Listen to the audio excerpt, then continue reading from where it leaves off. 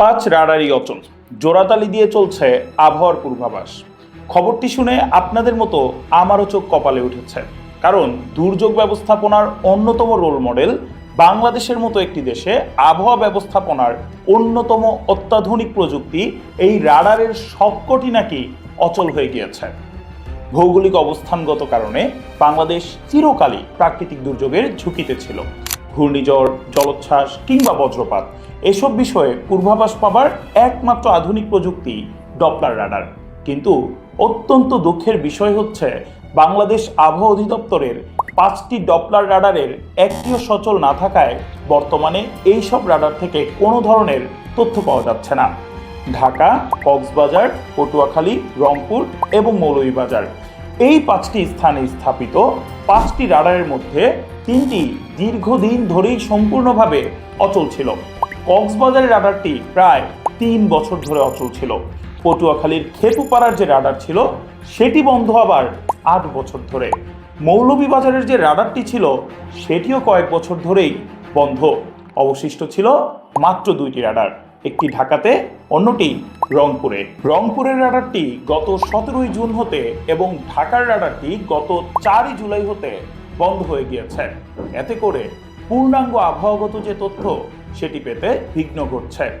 বাধ্য হয়ে অন্যান্য সংস্থা, বিশেষ করে বাংলাদেশ বিমান বাহিনীর যে রাডার এবং যে স্যাটেলাইট চিত্র সেগুলোর উপর বেস করে আবহাওয়া অধিদপ্তর পূর্বাভাস দিয়ে যাচ্ছে। এবার আপনাদের মনে প্রশ্ন আসতে পারে, পূর্বাভাস তো হচ্ছে, তাহলে সমস্যা কোথায়? সমস্যা হচ্ছে তথ্যের নির্ভুলতা এবং যেই সময়ে তথ্যটা দেওয়ার কথা সেই সময়ে তথ্যটা আমরা পাচ্ছি কিনা। আবহাওয়া অধিদপ্তরের কর্মকর্তারাই বলছেন কয়েকটি রাডারের যন্ত্রাংশ পুরোপুরি পূর্ণ হয়ে গিয়েছে এবং কোনোটি বিনামূল্যে পাওয়ার যে ওয়ারেন্টি কার্ড ছিল সেটিও নাকি শেষ, যার কারণে এগুলো আর ঠিক করা যাবে না। তার মানে এই 5টি রাডারের 3টি কখনোই ঠিক হবে না এবং বাকি 2টি আদৌ কবে ঠিক হবে সেটি নিয়েও কোনো পূর্ণাঙ্গ তথ্য নেই। এবারে যে তথ্যগুলো স্যাটেলাইট থেকে নেওয়া হচ্ছে সেই তথ্যগুলো দিয়ে পূর্বাভাস রেডি করে দেন আপনাদের কাছে যখন পৌঁছানো হচ্ছে সেটিতে অনেকটা দেরি হয়ে যাচ্ছে। একটা বিষয় চিন্তা করুন, মৌসুমী বায়ু এখন পুরো দেশে সক্রিয়। বর্তমানে বঙ্গোপসাগরে সৃষ্ট একটি নিম্নচাপের প্রভাবে দেশের বিভিন্ন অঞ্চলে ভারী থেকে অতি ভারী বর্ষণ হচ্ছে। বন্যা পূর্বাভাস ও সতর্কীকরণ কেন্দ্র, যেটাকে আমরা flood forecasting and warning centre নামে জানি, সেটি কয়েকটি জেলার নিম্নাঞ্চলে স্বল্পমেয়াদী বন্যার সতর্কতা এরই মধ্যে জারি করে দিয়েছে এবং এ মাসে দেশের বিভিন্ন স্থানে আরও কয়েকটি ভারী থেকে অতি ভারী বর্ষণের আশঙ্কাও রয়েছে। সাথে থাকবে তীব্র বজ্রপাত এবং দমকা হাওয়া। এমন সময়ে আকাশে মেঘের গতি, বৃষ্টির অবস্থান কিংবা বজ্রপাতের গতিপথ সম্পর্কে কয়েক ঘন্টা আগেই নির্ভুল তথ্য পাওয়া জরুরি। কিন্তু ডপলার রাডার অচল থাকায় সমুদ্র হতে আসা ঘূর্ণিঝড় কিংবা নিম্নচাপের গতিপথ নির্ভুলভাবে নির্ধারণ করা একেবারেই সম্ভব নয়।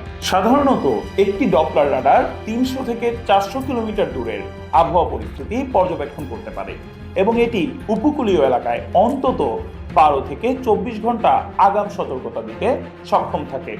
এই ব্যবস্থা বন্ধ থাকায় আমাদের উপকূলবাসী ঝুঁকির মধ্যে রয়েছেন। যেই দেশে প্রতি বছর ঘূর্ণিঝড় আঘাত আনে, যেখানে বজ্রপাতে প্রতি বছর শত শত মানুষের মৃত্যু ঘটে, সেই দেশে রাডার ব্যবস্থাপনার এই রূপ কেবল প্রশাসনিক ব্যর্থতা নয়, বরং জননিরাপত্তাকেও চরম ঝুঁকিতে ফেলার শামিল।